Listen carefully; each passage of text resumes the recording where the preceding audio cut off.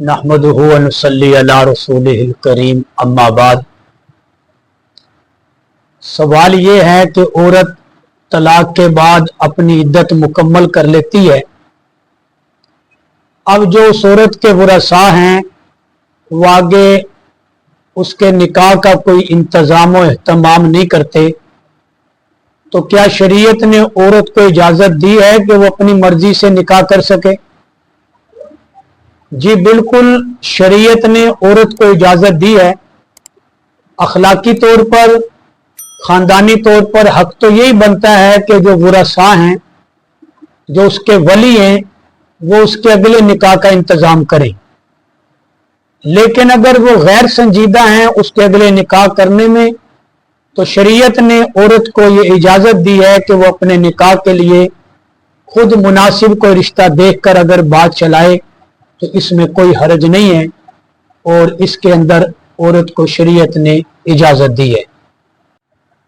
जी हमारे एक दोस्त हैं भाई उस्मान साहब, वो ये सवाल कर रहे हैं कि गैर मुल्कों में मुसलमान भी, गैर मुस्लिम तो खैर ऐसा करते ही करते हैं, मुसलमान भी लड़की लड़का काफ़ी अरसे तक इकट्ठे रहते हैं कि अगर हमारे मिजाज आपस में मिलेंगे हम निकाह कर लेंगे, शादी कर लेंगे, और अगर मिजाज न मिल सके तो फिर हम जुदा हो जाएंगे।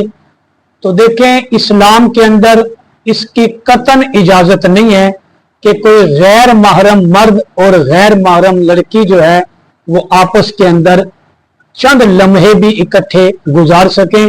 ये बिल्कुल हराम है, और ये उसी तरह हराम है जिस तरह शराब हराम है, जिस तरह खंजीर हराम है। इसी तरह गैर मर्द का गैर औरत के साथ वक़्त गुजारना वो हराम है, चाहे वो चाय पीने के लिए हो, चाहे वो इकट्ठे रहने के लिए हो, चाहे वो पिकनिक के लिए हो, चाहे वो मुलाजमत के लिए हो। खलवत के अंदर गैर मर्द और औरत का इकट्ठे होना बिल्कुल हराम है।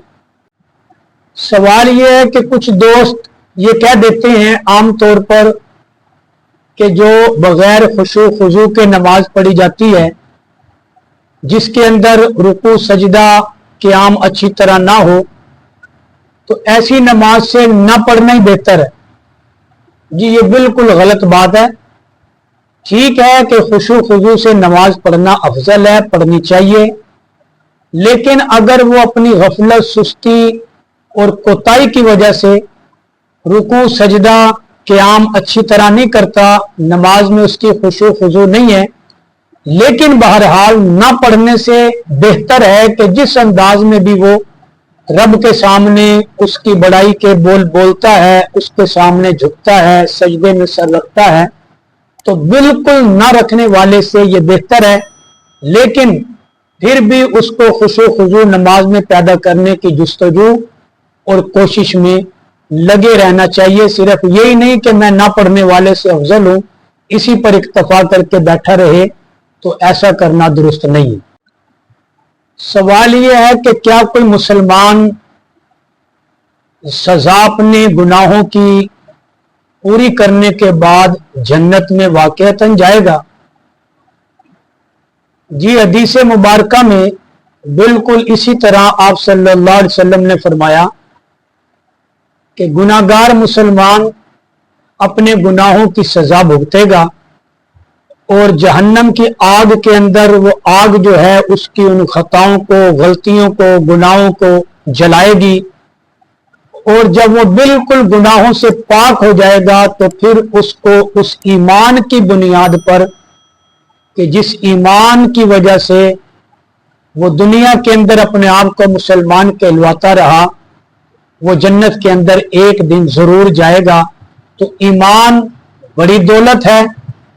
ईमान की सलामती और ईमान की हिफाजत के साथ अगर कोई दुनिया से चला गया तो गलतियों की, गुनाहों की सजा भुगतेगा, लेकिन जन्नत में एक दिन जरूर जाएगा।